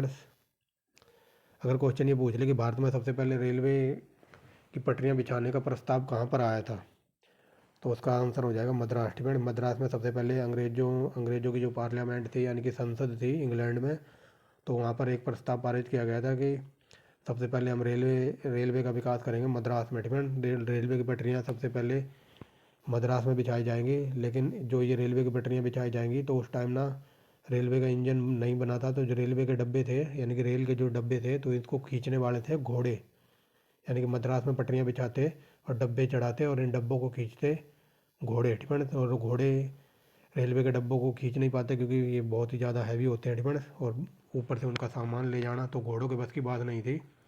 तो इसी वजह से मद्रास में रेलवे का विकास नहीं हो पाया, तो ये प्रस्ताव हो गया था कैंसिल। फिर आया 1853, ठीक है। 1853 में मुंबई टू ठाणे के बीच में चली थी पहली ट्रेन पटरियाँ बिछा के, ठीक, समझ रहे होगे। अगर कई बार ये पूछ ले डीप में कि भारत में जो रेलवे की पटरियाँ बिछाई थी यानी कि रेलवे ट्रैक बिछाए थे, तो किस कंपनी ने बिछाए थे, तो कंपनी का नाम था ग्रेट पेंसिलवेला रेलवे कंपनी, ठीक है। ग्रेट पेंसिलवेला कंपनी थी, तो उन्होंने भारत के अंदर रेलवे ट्रैक बिछाए थे, ठीक है। और ये UPSC में कई बार डीप में पूछा है, ठीक है। किस कंपनी ने रेलवे लाइन बिछाई थी, तो ग्रेट पेंसिलवेला रेलवे थी कंपनी थी वो, ठीक है, जिसने हमारे देश में पटरियाँ बिछाई थी। और रेलवे का, ठीक है। अब आप लोग सोच रहे होंगे अंग्रेज़ों ने रेल चलाई, तो अंग्रेज़ों ने कुछ नहीं चलाया, ये सिर्फ झंडू बाम हमारा शोषण कर रहे थे। इन्होंने रेल वगैरह पटरियाँ तो बिछाई थी, रेलवे चलाई थी, लेकिन क्या करते थे, तो ये हमारे देश का जो नमक बनता था ना, तो नमक ढोने के लिए इन्होंने रेलवे लाइन की पटरियाँ बिछाई थी और ये नमक ढोते थे, ठीक है। याद रखना, कई बार ये हरियाणा स्टाफ सिलेक्शन में क्वेश्चन पूछा है कि जो अंग्रेज़ों ने रेलवे लाइन बिछाई थी तो किस लिए बिछाई थी, तो वो हरियाणा का एक डिस्ट्रिक्ट है गुरुग्राम, ठीक है, गुड़गांव जिसको बोलते हैं। तो गुड़गांव के जो फारूक नगर थे, ये यहाँ पर नमक ढोते थे रेलवे लाइन बिछा के, ठीक है। रेलवे से हमारे देश का नमक भी अपने देश में ले जा रहे थे। इन झंडू बामों के पास कुछ नहीं था। देख लो हमारे देश में ये क्या लेने आए थे, मसाले लेने आए थे, काली मिर्च वगैरह लेने आए थे, और साथ साथ में हमारा नमक भी ढो ले गए, कहाँ पर, इंग्लैंड में। इसलिए इन्होंने रेलवे की पटरी बिछाई थी ताकि हमारा नमक और कच्चा माल ढोकर इंग्लैंड में जाकर लोगों को बेच सकें, ठीक है। समझ गए हुए, इतनी जानकारी बहुत है रेलवे के अकॉर्डिंग। नेक्स्ट देखिए, भारत के, ठीक है, भारत के निम्नलिखित राज्यों में से कहाँ पर पहली बार CNG, ठीक है, CNG ट्रेन चली थी, तो ये हरियाणा में चली थी, मैंने बताया ना। CNG पहली ट्रेन चली थी। हरियाणा का डिस्ट्रिक्ट पड़ता है रेवाड़ी, ठीक है, रेवाड़ी हरियाणा में, ठीक है, समझ गए हो गए। आगे चलते हैं। मैत्री एक्सप्रेस, तो आजकल हमारी पाकिस्तान से मैत्री नहीं है, मैत्री है हमारे पास। मैत्री हमारी बांग्लादेश वालों के साथ है। तो मैत्री एक्सप्रेस चलती है कलकत्ता से ढाका के बीच, यानी कि इंडिया टू बांग्लादेश। आगे चलिए। निम्नलिखित में से कौन सा पत्तन भारत में लोह एस के लिए अग्रणी है? तो ये है पारादीप पत्तन, जो कि पड़ता है उड़ीसा में। फ्रेंड्स, तो आगे देखिए क्या कहता है। निम्नलिखित में से कौन सिर्फ रसायन और रासायनिक पदार्थों हेतु निर्मित बंदरगाह है? तो रसायन और रसायन पदार्थ कहाँ बनते हैं? तो दहेज बंदरगाह पर, ठीक है। आगे चलिए। भारत में बंदरगाह, ठीक है, आप थोड़े बंदरगाह वगैरह देख लेते हैं। भारत में बंदरगाह प्रमुख अप्रमुख बंदरगाहों के रूप में वर्गीकृत किए जा रहे हैं। निम्नलिखित में से कौन सा अप्रमुख बंदरगाह है? तो ऑप्शन नंबर ए दहेज। और ये देखिए IAS का पूछा हुआ है। नेक्स्ट देखिए। निम्नलिखित में से किस राज्य में भारत के सबसे बड़े निजी क्षेत्र में बंदरगाह को हाल में ही चालू किया गया है? तो ये किया गया है तमिलनाडु में, ठीक है। निजी बंदरगाह यानी कि कृत्रिम। आगे चलिए। भारत का सबसे गहरा बंदरगाह कौन सा है, ठीक है, गहराई पर? तो ये हो जाएगा पारादीप, ठीक है। ऑप्शन नंबर सी पारादीप, ठीक है। सब कुछ लोग कहेंगे कि सबसे गहरा तो है विशाखापट्टनम, ठीक है। सब कुछ स्टूडेंट कहेंगे कि सबसे गहरा तो है विशाखापट्टनम। तो अरे मेरे चाचा, विशाखापट्टनम यहाँ ऑप्शन में नहीं है, इसलिए हमें पारादीप से काम चलाना पड़ रहा है, ठीक है। आगे चलिए। भारत के, ठीक है, भारत के निम्नलिखित बंदरगाहों में से कौन सा एक आयात नाबोर यानी कि इंपोर्ट कार्गो का उच्चतम टन भार संभालता है? तो ये हो जाएगा ऑप्शन नंबर एक कांडला, ठीक है। कांडला कैसा बंदरगाह है? तो ये जोवारी बंदरगाह है। कहाँ पर पड़ता है? तो ये गुजरात। आगे चलिए। भारत का सबसे बड़ा प्रोत पत्तन कहाँ पर है? तो ये वेरी वेरी मोस्ट इंपॉर्टेंट है। तो भारत का सबसे बड़ा प्रोत प्रांगण है, तो ये है कोची, हल्दिया, ठीक है। तो ये हल्दिया पड़ता है पश्चिम बंगाल में। हल्दिया बंदरगाह से कौन सी वस्तु का आयात होता है? तो ये पेट्रोलियम पदार्थ। नेक्स्ट देखिए। निम्नलिखित में से कौन सा बंदरगाह भारत के पूर्वी तट पर नहीं है? तो पूर्वी तट पर ये कांडला, ठीक है। कांडला इधर है ना, गुजरात की साइड, ठीक है, और बात हो रही है इधर पूर्वी एरिया की, तो ये कांडला पड़ता है पश्चिम में, ठीक है। नेक्स्ट देखिए। भारत में निम्नलिखित बंदरगाहों में से कौन सा एक खुला सागरीय बंदरगाह है? तो ऑप्शन नंबर सी यानी कि चेन्नई। नेक्स्ट देखिए। निम्नलिखित निम्नलिखित में से कौन सा भारत का प्राकृतिक बंदरगाह है? तो प्राकृतिक बंदरगाह कौन कौन सा है? तो ये है कोची का बंदरगाह और है विशाखापट्टनम, ठीक है, तूतीकोरिन, और ये चेन्नई का बंदरगाह है। तो ये मानव निर्मित है यानी कि कृत्रिम। निम्नलिखित में से कौन सा एक भारत का कृत्रिम बंदरगाह नहीं है? क्या बोल रहा हूँ, प्राकृतिक बंदरगाह नहीं है? तो प्राकृतिक बंदरगाह ये चेन्नई, ये कृत्रिम है, ठीक है, ऑप्शन नंबर ए। आगे चलिए। यहाँ पर बताना कौन सा गलत है, ठीक है। तो गलत है। तो भारत चेन्नई भारत का सबसे गहरा बंदरगाह है, तो यही गलत है, ठीक है। बताया ना कौन सा है? तो ये क्या कहते हैं, सबसे गहरा बंदरगाह है विशाखापट्टनम, ठीक है। और ये बता दिया। जो कांडला एक ज्वारीय पत्तन है, ठीक है, ये कई बार ग्रुप CD में पूछ लेते हैं कांडला कैसा बंदरगाह है? तो ये ज्वारीय है, ठीक है, और गुजरात में पड़ता है। और कोची प्राकृतिक पत्तन है, ये सही है, लेकिन भारत का ये चेन्नई बंदरगाह है, ये भारत का सबसे गहरा नहीं है, ठीक है, तो यही गलत है। आगे देखिए, ठीक है। यहाँ पर कथन कारण वाला है, तो चलिए देखते हैं। ऐसे क्वेश्चन लॉलीपॉप क्वेश्चन होते हैं। आगे चलिए। भारत में अंतर्देशीय जलमार्ग का पर्याप्त विकास नहीं है, तो ये सही है, फ्रेंड्स। तो ये सही है। अपना भारत के अंदर जो अंतर्देशीय जलमार्ग का पर्याप्त विकास नहीं है, ठीक है, यानी कि हमारे ऊपर जो नदियों का पानी वगैरह है, तो इसके ऊपर ज़्यादा विकास नहीं किया गया है। ये वो क्वेश्चन वो बोलने की कोशिश कर रहा है। भारत में अधिकतर भागों में वर्षा साल के 4 महीने होती है, ठीक है। भारत में जो अधिकतर 4-5 महीने ही बारिश होती है, तो ये सही बता रहा है, ठीक है। तो ये देखिए AR दोनों सही है, और यहाँ पर व्याख्या भी हो रही है, ठीक है, क्योंकि बारिश वगैरह होगी तभी तो इस पर थोड़ा बहुत नदियों में पानी जाएगा, ठीक है। अदरवाइज आधी नदियाँ तो सूखी पड़ी हैं, ठीक है। और ये गंगा, ठीक है, क्या बोल रहा हूँ, यमुना, ठीक है, यमुना को तो खुला नाला कहा जाता है दिल्ली के अंदर, ठीक है, पता नहीं लगता ये यमुना नदी है या फिर नाला है, ठीक है। तो इसी वजह से भारत में अंतर्देशीय जलमार्गों का पर्याप्त विकास नहीं हो पा रहा है, ठीक है। तो ये हो जाएगा ऑप्शन नंबर बी। और ये क्वेश्चन हरियाणा CET में पूछा हुआ है, ठीक है। ये वाला क्वेश्चन राष्ट्रीय राजमार्ग वन जोड़ता है, ठीक है, तो ये इलाहाबाद से हल्दिया को, और ये वेरी वेरी मोस्ट इंपॉर्टेंट है। UPPCS का पालतू क्वेश्चन है, लेकिन हाल फिलहाल जो 6 नवंबर को हरियाणा CET का पेपर हुआ है, तो ये वहाँ पर पूछा हुआ था, ठीक है। इलाहाबाद से हल्दिया ये राष्ट्रीय राजमार्ग 1 है। अगर दूसरा पूछ ले तो ये सादिया से धुबरी। डिफेंस याद रखेंगे। डिफेंस जैसे अपने पीईटी, डिफेंस पीईटी लागू है कहाँ पर, ये यूपी का पीईटी है और ये सीईटी है। डिफेंस सीईटी, ये सीईटी है हरियाणा वालों का, तो ये वहाँ पर पूछा हुआ था। डिफेंस याद रखेंगे। नेक्स्ट देखिए क्या कहता है, यहाँ पर बताना कौन सा सही सुमेलित बंदरगाह नहीं है। तो ये ऑप्शन नंबर इरागा, डिफेंस ईगार का बंदरगाह, तो ये चाइना का नहीं है। डिफेंस पहला ही गलत है। रोटरडैम बंदरगाह, तो ये नीदरलैंड में है। डिफेंस ये वेरी वेरी मोस्ट इंपॉर्टेंट है। डिफेंस जकार्ता ये इंडोनेशिया में है, इंडोनेशिया की राजधानी भी है। मॉन्टेविडियो तो ये यूरुग्वे का है। रोटरडम बंदरगाह ये नीदरलैंड का है। जब हम विश्व जियोग्राफी पढ़ेंगे तो वहाँ पर डिटेल में चर्चा करेंगे इसी। डिफेंस ये 5,000 क्वेश्चन है ना, तो लगभग 2,500 हैं इंडियन ज्योग्राफी के और 2,500 हैं वर्ल्ड ज्योग्राफी के। डिफेंस अगर किसी को वर्ल्ड ज्योग्राफी हाल फिलहाल में जरूरी है पढ़ना, डिफेंस तो वर्ल्ड ज्योग्राफी एनसीईआरटी का पूरा निचोड़ प्रोवाइड करा रखा है एमसीक्यू फॉर्म में। वर्ल्ड ज्योग्राफी के नाम से प्ले लिस्ट मिल जाएगी, आप वहाँ जाकर A1 क्वालिटी की तैयारी कर सकते हैं। आगे चलिए, देश का सबसे लंबा आंतरिक जलमार्ग कौन सा है, तो ये हो जाएगा इलाहाबाद से हल्दिया। डिफेंस ये वेरी वेरी मोस्ट इंपॉर्टेंट है। यहाँ पर बताना कौन सा सही सुमेलित नहीं है। डिफेंस तो ये मुंद्रा, डिफेंस ये मुंद्रा ये आंध्र प्रदेश का नहीं है। डिफेंस पारादीप ये उड़ीसा में है। मैं मोरमगांव, डिफेंस ये मोरमगांव महाराष्ट्र यानी कि गोवा का है। मैंगलोर है कर्नाटक का। डिफेंस ये मुंद्रा आंध्र प्रदेश का नहीं है। डिफेंस आगे चलिए, आंध्र प्रदेश का बंदरगाह नगर कौन सा है, तो ये है काकीनाडा। डिफेंस नेक्स्ट देखिए, निम्नलिखित में से कौन सा बाह्य पत्तन विशिष्ट उदाहरण है, तो बाह्य पत्तन का ये पोरबंदर। एक second, Haldia. Defence option number ए हल्दिया। डिफेंस हल्दिया एक बाह्य पत्तन का विशिष्ट उदाहरण है। यहाँ पर बताना कौन सा कथन सही है। डिफेंस तो हल्दिया ये उड़ीसा में नहीं है, ये है बंगाल में। डिफेंस और ये पारादीप है ये उड़ीसा में। ये इंटरचेंज करोगे तब सही होगा, यानी कि दोनों गलत हैं। कांडला गुजरात में, ये कई बार बता दिया, बस यही सही है। डिफेंस ये मरमगांव ये पड़ता है महाराष्ट्र में। आगे चलिए, वर्तमान मुंबई बंदरगाह में दबाव कम करने के लिए तो ये नेवा शेवा, डिफेंस नावा शेवा या फिर जवाहरलाल नेहरू बंदरगाह बनाया गया है। आगे चलिए, निम्नलिखित में से कौन सा एक बंदरगाह कच्छ की खाड़ी में स्थित है, तो option number C Kandla.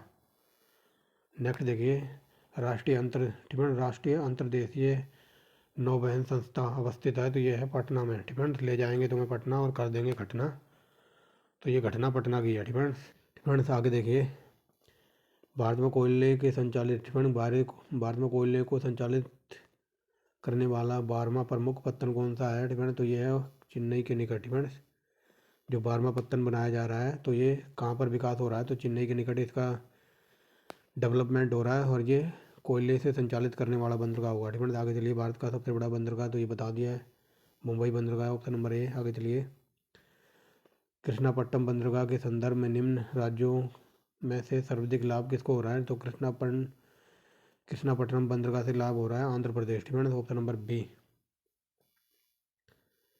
Defence आगे चलिए, निम्नलिखित में से कौन सा जापान का सबसे व्यस्तम पत्तन है, तो सबसे व्यस्तम पत्तन है योकोहामा। नेक्स्ट देखिए, आंध्र प्रदेश का बंदरगाह नगर है, तो आंध्र प्रदेश का बंदरगाह नगर है काकीनाडा। ये कई बार बता दिया है। कोची बंदरगाह संबंधित है, तो कोची कहाँ पर पड़ता है, तो ये पड़ता है मालाबार के तट पर। डिफेंस नेक्स्ट देखिए, बंदरगाह में से कौन सा एक उड़ीसा के तट पर है, तो पारादीप उड़ीसा में। ये कई बार बता दिया है पारादीप, तो ये उड़ीसा है कहाँ पर, ऑप्शन नंबर सी में। नेक्स्ट देखिए, पारादीप विकास जिन बंदरगाहों का भार कम करने के लिए विकसित किया गया है, तो पारादीप बनाए बंदरगाह यानी कि कलकत्ता और विशाखापट्टनम के भार को कम करने के लिए पारादीप बनाया गया है। मरमगांव अवस्थित है, तो ऑप्शन नंबर सी गोवा। आगे चलिए, भारत के निम्नलिखित में से कहाँ पर सबसे बड़ा प्रोग प्रांगण है, तो ये हो जाएगा ऑप्शन नंबर ए, ये कोची या फिर कोचीन बोल दो। भारत में निम्नलिखित में से कौन सा प्राकृतिक बंदरगाह है, प्राकृतिक बंदरगाह नहीं है। डिपेंड नहीं है, तो चेन्नई कृत्रिम है। डिपेंड ये प्राकृतिक नहीं है। आगे चलिए, यहाँ पर बताना है निम्नलिखित पत्तनों में से किसके पास प्राकृतिक पोताश्रय नहीं है। डिपेंड तो बताइए, प्राकृतिक पोताश्रय नहीं है। डिपेंड तो प्राकृतिक बंदरगाह तो ये चेन्नई वाला है, ये कृत्रिम है। डिपेंड आई थिंक सी है मेरे अकॉर्डिंग। डिपेंड बाकी आप देख लेना। निम्नलिखित में से कौन सा पोताश्रय नहीं है, डिपेंड तो option number C Mangalore. Depend Mangalore कोई बंदरगाह नहीं है ना। आगे चलिए, निम्नलिखित में से कौन सा राष्ट्रीय जलमार्ग कोयट्टमपुरम को कोल्लम से जोड़ता है, तो ये हो जाएगा केरल तटीय नहर मार्ग। Depend option number C Kandla ठिकाना तो ये कई बार बता दिया। कांडला कहाँ पर है, तो ये ऑप्शन नंबर डी कच्छ के खाड़ी में। पारादीप तो ये महानदी डेल्टा पर अवस्थित है। आगे चलिए, यहाँ पर बताना कौन सा सही सम्मिलित है, तो ये गुजरात में पड़ता है कांडला ठिकाना। नेक्स्ट देखिए, कौन सा बंदरगाह लोहो आयस का प्रमुख निर्यातक है, तो ये पारादीप है, कई बार बता दिया, जो कि उड़ीसा में। आगे चलिए, यहाँ पर बताना कौन सा सही सम्मिलित नहीं है, यानी कि कानपुर कोई बंदरगाह नहीं है ठिकाना।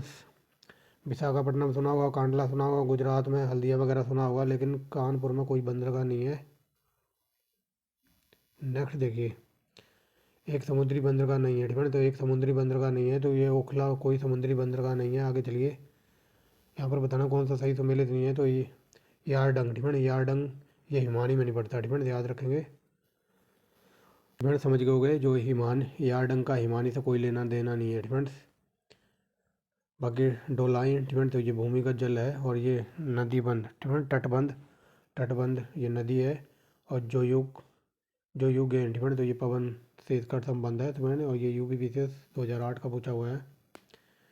आगे देखिए ठिकाना, आगे क्या कहता है, सार्वजनिक कंपनियों के स्वामित्व वाला भारत का सर्वप्रथम विमानपत्तन निम्नलिखित में से कौन सा था, तो ये था कोचीन विमानपत्तन। आगे चलिए, मध्य ठिकाना मध्य समुद्र तल की ऊंचाई अवरोही क्रम में नगरों को सही क्रम में लगाना है ठिकाना, तो अवरोही क्रम में लगाना है। तो चलिए देखते हैं ठिकाना,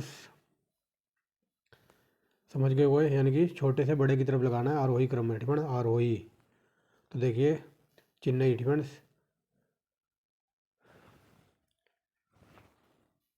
ठिकाना देखिए यहाँ पर बताना मध्य मध्य समुद्र तल की ऊंचाई से आरोही क्रम में सेट करना है। तो सबसे पहले चेन्नई, फिर मरमगुआओ, फिर मुंबई, फिर कोलकाता ठिकाना, ऑप्शन नंबर सी।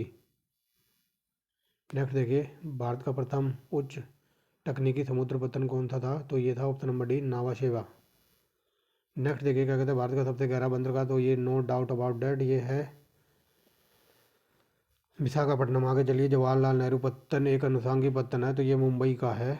नेक्स्ट देखिए, पत्तन जहाँ जहाँ LNG टर्मिनल नहीं है, तो NLG टर्मिनल कांडला में नहीं है। आगे देखिए, निम्नलिखित में से कौन सा राष्ट्रीय राजमार्ग की तहत प्रयुक्त हो रहा है, तो ये option number B Haldia to Allahabad. आगे चलिए, उत्तर से दक्षिण की ओर अवस्थिति के आधार पर भारत के निम्नलिखित पत्तनों को सही क्रम में लगाना, तो उत्तर से दक्षिण की ओर। तो सबसे पहले ठिकाना देखिए, सबसे पहले आएगा उत्तर में ठिकाना नावा शेवा ठिकाना, इधर है ना मुंबई, इधर किनारे पे ठिकाना, तो यहाँ ठिकाना सबसे पहले आएगा नावा शेवा, फिर आएगा मरमगांव यानी कि दूसरा, और फिर आएगा न्यू मंगलोर, और ये कोची ठिकाना, कोची वगैरह ये लास्ट में पड़ेगा केरल ठिकाना। तो ये केरल वगैरह इस साइड है ना नीचे, तो सबसे नीचे आएगा ये कोची ठिकाना, तो ये हो जाएगा ऑप्शन नंबर ए। नेक्स्ट देखिए, भारत में चमड़े का निर्यात किया जाता है, तो ऑप्शन नंबर बी यानी कि अमेरिका को भेजा जाता है चमड़ा। आगे चलिए, निम्न राज्यों का उनके 100 वर्ग प्रति किलोमीटर क्षेत्रफल की भूमिगत मार्गों की लंबाई अवरोही क्रम में इनको सेट करना है। तो 100 वर्ग किलोमीटर की बात हो रही, तो हरियाणा तो होगा 100 वर्ग किलोमीटर में, और पंजाब डिपेंड, तो ये देखिए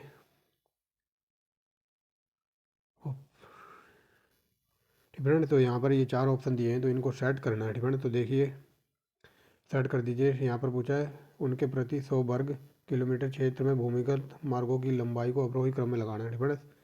तो अवरोही क्रम में सबसे पहले आएगा पंजाब डिपेंड, और पंजाब के बाद आएगा तमिलनाडु यानी कि 4, और फिर आएगा महाराष्ट्र यानी कि 2, और फिर आएगा हरियाणा यानी कि 21, 34 डिपेंड, 34, 21।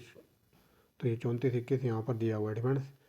उधर था ना हरियाणा था और महाराष्ट्र था, और यहाँ पर पंजाब और तमिलनाडु है डिपेंड। तो सबसे पहले पंजाब आएगा 100 वर्ग किलोमीटर के अकॉर्डिंग, फिर आएगा तमिलनाडु, और फिर आएगा महाराष्ट्र, लास्ट में आएगा Haryana, option number D depend. Next देखिए, निम्नलिखित में से कौन सा भारत के गंभीर जल सर्व मौसम सागर तट है, तो ये है ऑप्शन नंबर बी यानी कि कांडला। नेक्स्ट देखिए क्या कहता है, निम्नलिखित रेलवे जोनों पर विचार कीजिए डिपेंड। विचार करते हैं, तो इनको निम्नलिखित में से कौन सा एक उपयुक्त रेलवे जोनों को पश्चिम से पूर्व में सेट करना है डिपेंड। तो पश्चिम से पूर्व की ओर इनके मुख्यालय लगाने हैं। तो चलिए देखिए,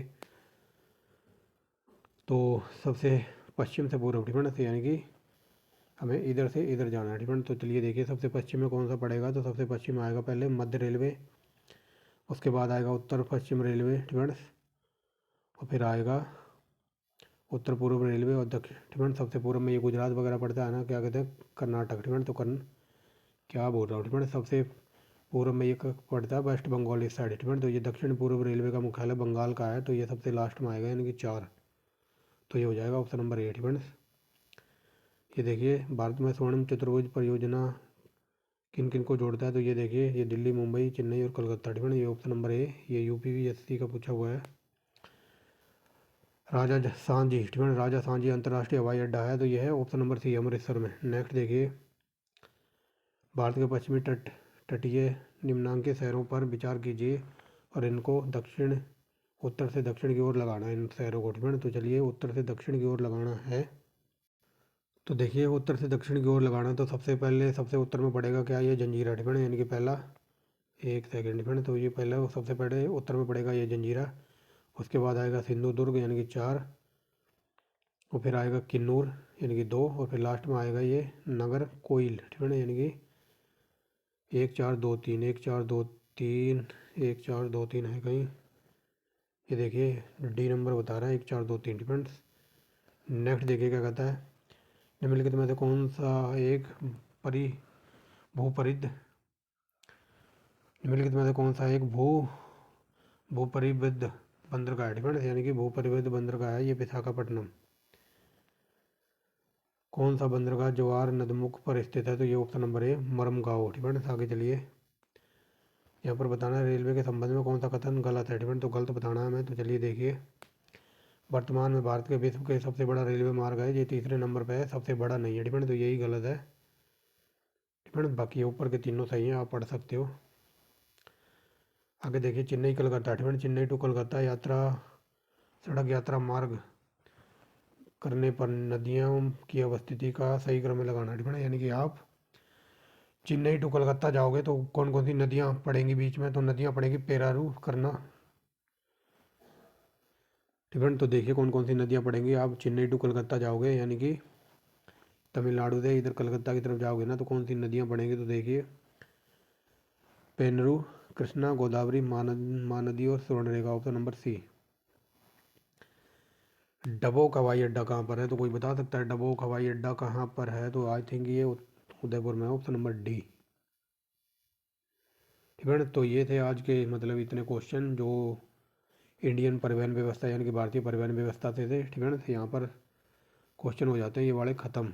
और अब हम चलेंगे भारतीय जनजातियों पर। ठीक है, भारतीय जनजाति अगर किसी को ना वर्ल्ड ज्योग्राफी, ठीक है, वर्ल्ड ज्योग्राफी में विश्व की जनजातियाँ और इंडियन जनजातियाँ पढ़नी है ना डिफेंस, यानी कि वर्ल्ड ज्योग्राफी के अकॉर्डिंग विश्व की जनजातियाँ और इंडियन ज्योग्राफी के अकॉर्डिंग भारत की जनजातियाँ पढ़नी है एकदम डिटेल में यूपीएससी लेवल की। तो इसी वीडियो के डिस्क्रिप्शन में एक लिंक मिल जाएगा, आप वहाँ जाकर देख सकते हो डिफेंस। जब मैंने वर्ल्ड ज्योग्राफी कराई थी तो विश्व की जनजातियाँ और भारत की जनजातियाँ एक ही वीडियो में करा दी थी, तो आप वहाँ जाके देख सकते हो एकदम डीप लेवल में। तो जारवा जनजाति डिफेंस तो ये पाई जाती है निकोबार द्वीप समूह में, very very most important defence. आगे चलिए क्या बोल रहा हूँ, चीन युद्ध डिफेंस, जब चीन के साथ युद्ध हुआ था 1962 में, तो वहाँ की बात बताई जा रही है। चीन युद्ध 1962 से पूर्व निम्नलिखित में से कौन सी जनजाति तिब्बत के पठार से व्यापार करती थी, तो ये भूटिया जनजाति तिब्बत के पठार से व्यापार करती थी। आगे चलिए भारत में निम्नलिखित भागों में द्रविडियन प्रजाति मुख्यतः कहाँ पर पाई जाती है, तो ये पाई जाती है ऑप्शन नंबर बी दक्षिण भारत में। आगे चलिए टोडा जनजाति, ये वेरी वेरी मोस्ट इंपोर्टेंट है, लॉलीपॉप क्वेश्चन है, ये तमिलनाडु के नीलगिरी जंगलों में पाई जाती है। ठीक है, आगे चलिए निम्नलिखित पहाड़ियों को उनको पश्चिम से पूर्व, ठीक है, पश्चिम से पूर्व लगाना है इन पहाड़ियों को। तो देखिए सबसे पहले आएगा गारो, फिर खांसी, फिर जयंतिया, फिर नागा पहाड़ी, ऑप्शन नंबर सी। ठीक है ना, यहाँ समझाने लायक कुछ भी नहीं है एकदम, इसलिए थोड़ा तीव्र गति से चल रहे हैं। आगे चलिए जनजातियों के निगम में से कौन सा सही सम्मिलित नहीं है, ठीक है, तो यहाँ पर बताना कौन सा गलत है। ठीक है, तो चलिए देखते हैं कौन सा गलत। ठीक है, तो देखिए कौन सा गलत है। नागालैंड में पाई जाती है कोइंस, ये सही है। असम में पाई जाती है मीरी, अरुणाचल प्रदेश में पाई जाती है अपटानी, ठीक है, और ये यूपी भी। ठीक है, ये देख लीजिए यूपीएससी में ऐसे क्वेश्चन पूछे जाते हैं, और ये शायद आपने जनजातियों को सुने भी नहीं हो नाम। ठीक है, तो ये तीनों सही हैं, लेकिन ये जो ये लम्बाडा है ना, तो ये लम्बाडा नहीं पाई जाती मध्य प्रदेश में, और ये आईएएस का पूछा हुआ है। देखिए ठीक है, आगे चलिए। ठीक है, जो ये ओरांग जनजाति है ये अंडमान निकोबार द्वीप समूह की है, very very most important. Orang जनजाति, सोमपेन जनजाति, ये सब है आंध्र प्रदेश की डिपेंड, आंध्र प्रदेश नहीं, अंडमान निकोबार द्वीप समूह की डिपेंड। ये ओंग जनजाति, या फिर कई जगह ये आपको ओरेंग भी लिखा मिलेगा डिपेंड, तो ये अंडमान निकोबार द्वीप समूह की है। और सेमपेन भी डिपेंड। आगे चलिए, सहरिया जनजाति डिपेंड, तो सहरिया जनजाति राजस्थान की है। आगे चलिए डिपेंड, सोमपेन, तो ये देखिए आ गया ना, अभी बताया ना ओरेंग और ये सोमपेन वगैरह कहाँ पर मिलेगी, तो ये मिलेगी अंडमान निकोबार द्वीप समूह में। यहाँ पर मिलान करना है डिपेंड, तो चलिए देखिए मिलान कर देते हैं। और ये कार भी है ना, इस पर वेरी वेरी मोस्ट इंपोर्टेंट लगा लो, ये कार कई बार डायरेक्ट सीधा फैक्ट के रूप में पूछ लेता है। तो चलिए देखते हैं डिपेंड, मिलान करना है यहाँ पर। एक सेकंड रुको, यहाँ पर पूछा जा रहा है निम्न युगों पर विचार कीजिए डिपेंड, तो यहाँ पर बताना कौन से कथन सही है डिपेंड, सही बताना है ना हमें। तो चलिए देखते हैं कौन कौन से कथन सही है। तो ये लिंबू डिपेंड, लिंबू पाया जाता है कहाँ पर, तो ये लिंबू पाई जाती है सिक्किम की। और ये कार्बी डिपेंड, कार्बी पाई जाती है, ये है असम की डिपेंड, ये वेरी वेरी मोस्ट इंपोर्टेंट है कार्बी। और दूसरा देखिए ये डोंगरिया जनजाति, ये उड़ीसा की है। और ये बोंडा डिपेंड, ये बोंडा तमिलनाडु की नहीं है डिपेंड, यानी कि 1 और 3 आंसर है डिपेंड, ऑप्शन नंबर बी। और इस कार्बी को याद रखना डिपेंड। आगे चलिए, भारत में जो एकमात्र मानव भाव कपि डिपेंड, मानव भाव कपि पाया जाता है, तो वो कहाँ पर पाया जाता है, यानी कि जो मानव गिब्बन पाया जाता है सफ़ेद कलर का, तो ये पाया जाता है असम के अंदर डिपेंड। और असम है कहीं ऑप्शन में, असम डिपेंड, असम डिपेंड। मानव कभी पाया जाता है वो भी सफ़ेद कलर का, तो ये असम में पाया जाता है, असम असम असम डिपेंड। ये यूपीएससी का पूछा हुआ है, तो ये देखिए आईएएस का है डिपेंड। और ये ऑप्शन नंबर डी, यानी कि असम में ये सफ़ेद कलर का, यानी कि सफ़ेद गिब्बन, यानी कि वाइट कलर का गिब्बन। आगे चलिए, जिप्सी लोगों का मूल स्थान है, तो ये भारत डिपेंड, भारत की जनजाति है ये। आगे चलिए डिपेंड, यहाँ पर बताना है व्यवधि सूचक जनजातियों का संबंध किससे है, तो ये उन जनजातियों का है जिनको पहले अपराधी घोषित कर रखा था डिपेंड। तो देखिए भारतीय संदर्भ में व्यवधि सूचक जनजातियों का संबंध किससे है, तो उन जनजातियों से जिन्हें पहले अपराधी जनजाति के वर्ग में रखा गया था डिपेंड। तो ये वर्ड याद रख लेना, व्यवधि सूचक, तो ये उन जनजातियों को इंडिकेट करता है जिनको पहले क्रिमिनल की श्रेणी में रखा गया था डिपेंड। आगे चलिए, अंडमान निकोबार द्वीप समूह की जनसंख्या डिपेंड, तो ये निग्रोई जनजाति की है डिपेंड। डिपेंड्स, तो यहाँ पर पूछा अंडमान निकोबार द्वीप समूह की जो जनसंख्या है, तो वो निग्रोसम जनजाति की है डिपेंड्स। आगे चलिए, निम्नलिखित भाषाओं में से कौन सी एक औष्टिक समूह की भाषा है डिपेंड, तो औष्टिक समूह की भाषा कौन सी है, तो मेरे अकॉर्डिंग इसका आंसर हो जाएगा Marathi, option number B depend. जो मराठी है ये औष्टिक समूह की आती है, ऑप्शन नंबर बी। बाकी आप गूगल कर सकते हो डिपेंड्स। ये ऐसा क्वेश्चन है जो यूपी का ऐसा कोई सा एग्जाम नहीं होगा जिसमें ना पूछा गया। दिवाली को शोक के पर्व में मनाती है थारू जनजाति। उत्तरांचल की सबसे बड़ी जनजाति कौन सी है, तो उत्तरांचल की सबसे बड़ी जनजाति है जौनसारी। ये देखिए उत्तरांचल, या फिर बोल लो उत्तराखंड। सरहुल का त्यौहार कौन सी जनजाति मनाती है, मुंडा जनजाति सरहुल का त्यौहार मनाती है। आगे चलिए, ठीक है, ये सेंट लीज पड़ेगी कहाँ पर, अंडमान निकोबार द्वीप समूह में, यानी कि डी का पहला, ठीक है, डी का पहला।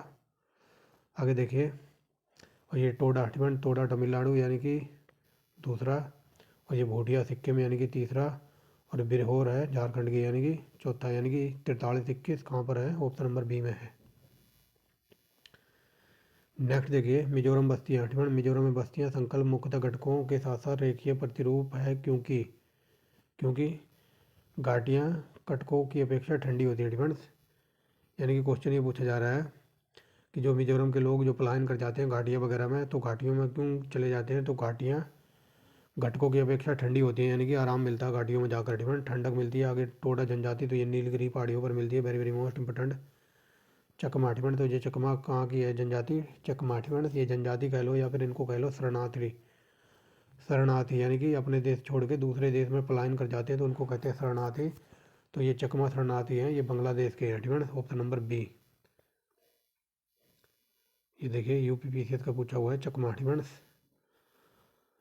धौलाधर श्रेणी में मुख्यतः जनजाति कौन सी पाई जाती है, तो ये गद्दी जनजाति पाई जाती है धौलाधर श्रेणी में, जो कि मिलती है कहाँ पर, मिलती है एचपी यानी कि हिमाचल प्रदेश में, डिफेंस। आगे चलिए, कौन सी जनजाति प्रोटो ऑस्ट्रोलॉइड प्रजाति से संबंधित है, तो ये संथाल जनजाति। यहाँ पर बताना कौन सा गलत है, डिफेंस, सही सम्मिलित नहीं है। तो देखिए बिरहोर ये उत्तराखंड की है, अंगामी ये नागालैंड की है, खासी जनजाति गारो खासी पहाड़ियाँ, डिफेंस, सुना होगा आपने। लेकिन ये टोडा है ना, तो ये टोडा जनजाति तमिलनाडु की है, ठीक है। तो ये चारों सही हैं। ऑप्शन नंबर डी समझ लो, ठीक है। ऑप्शन नंबर ए लगा लो ऑप्शन नंबर ए पे, यानी कि ये ऑल ऑफ द करेक्ट। और यहाँ पर लगा हुआ है स्टार, ठीक है। आगे चलिए, यहाँ से टोडा जनजाति, तो ये नीलगिरी पहाड़ियाँ, ठीक है, वेरी वेरी मोस्ट इंपोर्टेंट। आगे चलिए, उत्तर, ठीक है, उत्तर पूर्वी भारत में पहाड़ियों व जंगली क्षेत्रों में निम्नलिखित में से कौन सा एक प्रजाति समूह पाया जाता है? तो जंगल में पाया जाता है मैंगोलाइड, ठीक है। Option number C. आगे चलिए, यहाँ पर बताना कौन सा एक सही सुमेलित नहीं है, ठीक है। तो ये भोटिया है सिक्किम की, ना कि उत्तर प्रदेश की। ऑप्शन नंबर बी गलत है, ठीक है। ये देखिए ऑप्शन नंबर बी बहु, ठीक है, बहुपति विवाह की प्रथा को कौन मानता है? तो ये टोडा जनजाति के लोग बहुपतित विवाह को मानते हैं, ठीक है। ऐसे याद रखना। जारवा जनजाति, तो ये अंडमान निकोबार द्वीप की जनजाति है, ठीक है। आगे चलिए, सबसे बड़ी जनजाति, ठीक है, सबसे बड़ी जनजाति हमारे इंडिया में खोंड जनजाति, ठीक है। इन ऑप्शनों के अकॉर्डिंग, ठीक है, खोंड, ठीक है, सब भारत की सबसे बड़ी जनजाति कौन सी है? तो मेरे अकॉर्डिंग तो ये ऑप्शन नंबर सी होना चाहिए, ठीक है। सबसे बड़ी जनजाति भील, उसके बाद खोंड का नंबर आता है, ठीक है। याद रखना, ठीक है। सबसे बड़ी जनजाति है भील और उसके बाद खोंड, ठीक है। आगे देखते हैं, भील जनजाति, ठीक है। भील जनजाति पाई जाती है मध्य प्रदेश में। तो ये देखिए, यहाँ पर मिलान करना है, ठीक है। तो ये देखिए, लेप्चा है सिक्किम की, यानी कि पहला राज्य, ठीक है। राज्य को छोड़ दो, अभी पता नहीं है। लेकिन ये संथाल जनजाति है, ये है झारखंड की,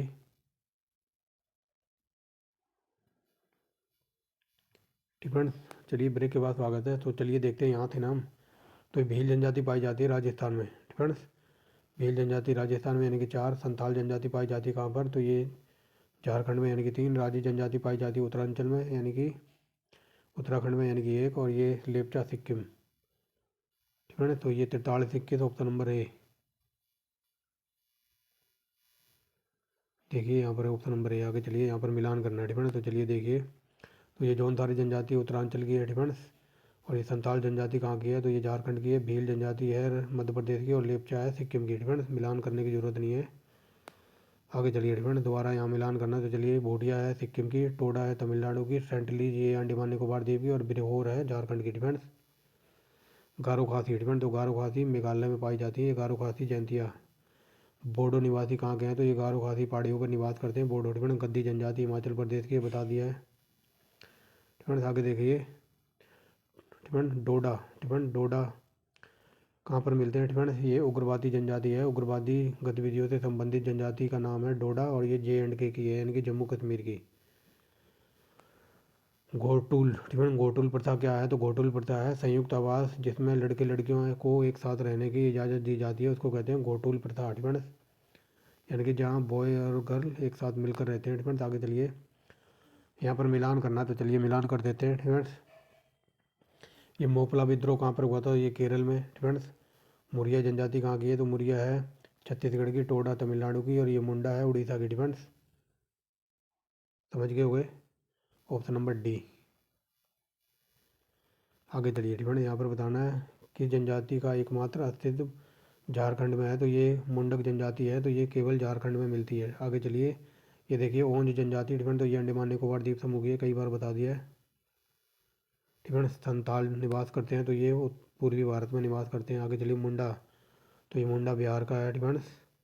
मुंडा जनजाति बिहार में बसी हुई है ज़्यादातर। आगे चलिए, भारत का सबसे बड़ा जनजातीय समूह है, तो ये देखिए भील जनजाति, ठीक है। और ये UP फीसद का है, बट वहाँ पर ऑप्शन में लगा रखा था। अभी जो पीछे क्वेश्चन देख के आए हैं, ठीक है, तो वहाँ पर गोंड आंसर दे रखा था, ठीक है। तो याद रखेंगे, भारत की सबसे बड़ी जनजाति है भील, और उसके बाद गोंड का नंबर आता है। अगर ये भील ऑप्शन में ना हो तो फिर गोंड पे लगाएंगे, ठीक है। बाकी आप गूगल कर सकते हो। आगे चलिए, भारत के निम्नलिखित, ठीक है, निम्नलिखित राज्यों में से किसमें भारत में जनजातीय जनसंख्या प्रतिशत सबसे ज़्यादा है? तो option number C Mizoram. Next देखिए, ठीक है, यहाँ पर क्या बता रहा है? यहाँ पर बता रहा है बहुपतित विवाह की परंपरा कौन कौन मानते हैं? तो पतित विवाह की परंपरा मानी जाती है जौनसारी की जनजाति में और टोडा, यानी कि 3 4, ठीक है। आगे देखिए, ठीक है, निम्नलिखित में से कौन सा जिला भौमसौर जनजाति का निवास स्थान है? तो ये चंपा जिला में पाई जाती है भौमसौर जनजाति।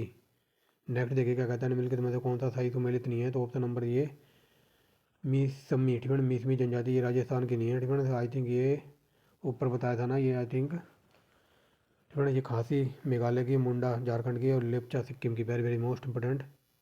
और ये मीस में ऊपर देख रहे हैं ना, ठीक है। तो अभी ऊपर याद नहीं आ रहा क्या बताया था। आगे चलिए यहाँ पर क्या बताना है, ठीक है। यहाँ पर बताना है, मिलान करना है, ठीक है। तो ये लेप्चा सिक्किम की है, वेरी वेरी मोस्ट इंपॉर्टेंट। और ये लेप्चा सिक्किम की है, ये माल पहाड़ियाँ, ठीक है। तो ये झारखंड की है। गोंड, ठीक है। तो ये गोंड मिलती है मध्य प्रदेश में। और ये भील, ठीक है। तो भील राजस्थान की, ऑप्शन नंबर बी 3412।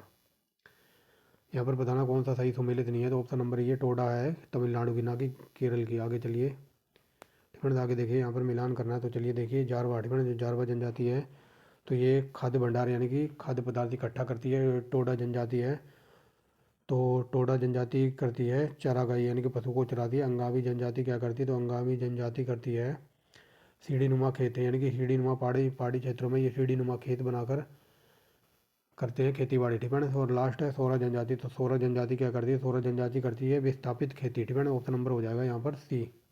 एक सेकेंड, ऑप्शन नंबर सी। यहाँ पर बताना निम्नलिखित में से कौन सी उत्तराखंड की नहीं है, ठीक है। तो उत्तराखंड निम्नलिखित में से कौन सी उत्तराखंड की नहीं है, यानी कि जनजाति की बात हो रही है।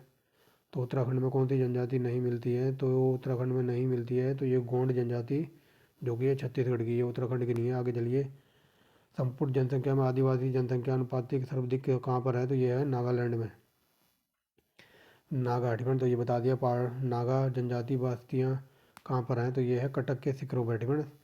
जो कटक के शिखरों पर ये नागा जनजाति की बस्तियाँ मिलती हैं। नेक्स्ट देखिए, यहाँ पर मिलान करना है, ठीक है। तो चलिए देखिए, ये भूटिया है सिक्किम की, ठीक है।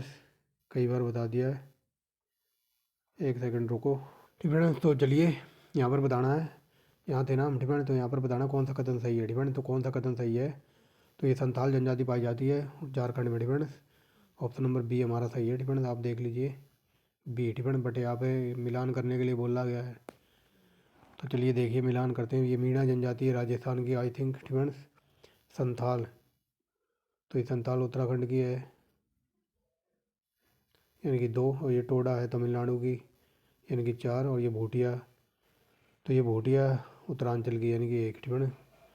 3241, ऑप्शन नंबर बी, ठीक है। तो ये अब अभी आप कहोगे कि भूटिया आप सिक्किम बता रहे हो, तो सिक्किम में भी मिलती है, लेकिन कुछ उत्तरांचल वगैरह में भी मिलती है भूटिया, ठीक है। और एक पी सी एस, ठीक है, पी सी एस वाले टॉपिक के नाम से प्ले लिस्ट बना रखी है, तो वहाँ पर जनजाति की लगभग दूसरी पता नहीं तीसरी वीडियो है एकदम डिटेल में, ठीक है। तो आप वहाँ जाके देख सकते हैं, पी सी एस वाले टॉपिक के नाम से प्ले लिस्ट है, तो वहाँ पर भी जनजातियों की अच्छी खासी नॉलेज मिल जाएगी आपको। यहाँ पर बताना कौन सा सही सम्मिलित नहीं है, तो ये अंगामी है नागालैंड की, ठीक है। ये टोडा तमिलनाडु की, खासी मेघालय की, लेप्चा सिक्किम।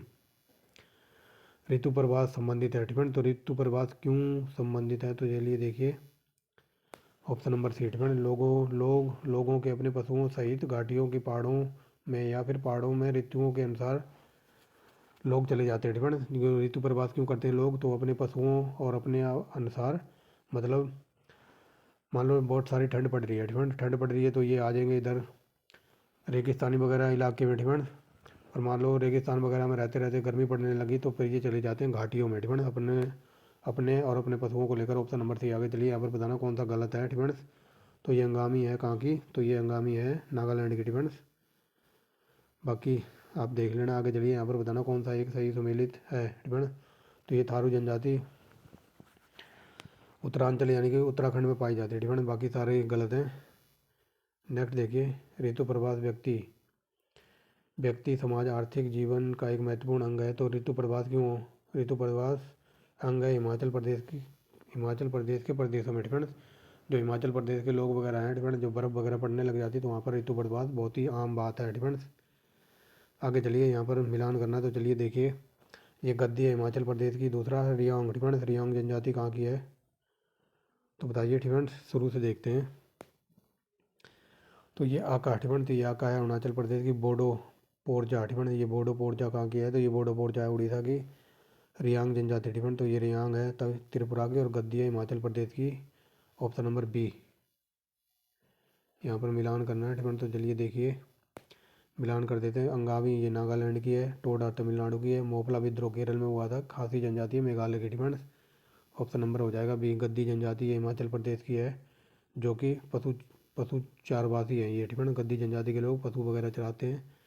यहाँ पर बताना कौन सा सही सुमेलित है, ठीक है। तो चलिए देखिए, ये झारखंड में पाई जाती है ओरान जनजाति, ठीक है। बाकी सब गलत हैं। ये राजस्थान में पाई जाती है भील, मध्य प्रदेश में पाई जाती है, ठीक है। ये टोडा पाई जाती है तमिलनाडु में, और ये भील जनजाति राजस्थान और ये मध्य प्रदेश में भी मिलती है, ठीक है। याद रखना दोनों जगह मिलती है। यहाँ पर आगे चलिए, यहाँ पर बताना निम्नलिखित में से भारत का कौन सा प्रदेश विस्थापित और पुनर्वासों और जनजातियों क्षेत्र से संबंधित विकास से संबंधित है। तो ये हो जाएगा दंडकारण्य जो क्षेत्र है। तो यहाँ पर बहुत सारी जनजातियाँ वगैरह पुनर्वास वगैरह के लिए आती हैं, ठीक है। आगे चलिए, यहाँ पर मिलान करना है। तो चलिए देखिए, मिलान कर देते हैं, ठीक है। तो देखिए, ये हमार जनजाति कहाँ पाई जाएगी, ये मिजोरम की यानी कि 3, दिमासा, ठीक है। तो दिमासा असम की यानी कि 4, और ये कोयाक जनजाति, ठीक है। तो ये कोयाक जनजाति बताइए कहाँ की है, तो कोयाक है, तो ये कोयाक आई थिंक अरुणाचल प्रदेश 1, और ये नीसी जनजाति तो ये है नागालैंड की यानी कि 2, 34 12,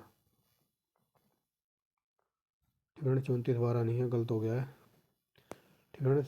ये यानी कि ये 3 थे और ये 4 थे, और ये कोनायक जनजाति है, तो ये है नागालैंड की, और ये नीसी जनजाति है अरुणाचल प्रदेश की यानी कि 34 21, ठीक है। थोड़ा मिलाने में गलती हो गई थी, तो ये 34 21 ऑप्शन नंबर ए, ठीक है। आप मिला लेना। और ये लास्ट क्वेश्चन है आज का, निम्नलिखित जनजातियों पर विचार कीजिए, ठीक है। जनजातियों को आर्थिक क्रियाकलाप सिंपल वे में समझिए। यहाँ पर पूछ रहा है कौन सी जनजाति जो पशुचारण वगैरह करती है, ठीक है। तो देखिए कौन कौन सी जनजाति पशु चराती हैं, तो अब्रू, जामरिया, ठीक है, भूटिया और गद्दी, ठीक है। ये तीनों जनजातियाँ हैं, तो ये पशुचारण करती हैं, पशुओं को लेकर इधर उधर घूमते हैं, ठीक है। तो ये थी आज की वीडियो, ठीक है। कंटेंट वगैरह पसंद आए तो आप एक लाइक कर सकते हैं, ठीक है। ऐसी वीडियो देखने के लिए आप चैनल को सब्सक्राइब कर सकते हैं, ठीक है। तो जुड़े रहिए चौहान सर के साथ। तो जो आने वाला पार्ट होगा तो उसमें हम देखेंगे जो भारतीय इंडियन यानी कि हमारी यहाँ से कृषि शुरू हो जाएगी, प्राइमरी सेक्टर एग्रीकल्चर वगैरह, ठीक है। और ये एग्रीकल्चर ऐसा पार्ट है, चाहे यूपीएससी हो, चाहे पीसीएस हो, चाहे ग्रुप सीडी का एग्जाम हो, यहाँ से क्वेश्चन पूछे जाते हैं। तो thanks for watching the video and wait for next video. तो ये सारी वीडियो देखनी हो तो यूपी पीसीएस टेट सीरीज के नाम से प्ले लिस्ट मिल जाएगी, और वहाँ पर ज्योग्राफी और हिस्ट्री की वीडियो भी अपलोड कर दी गई है 2, ठीक है। तो मिलते हैं नेक्स्ट वीडियो में।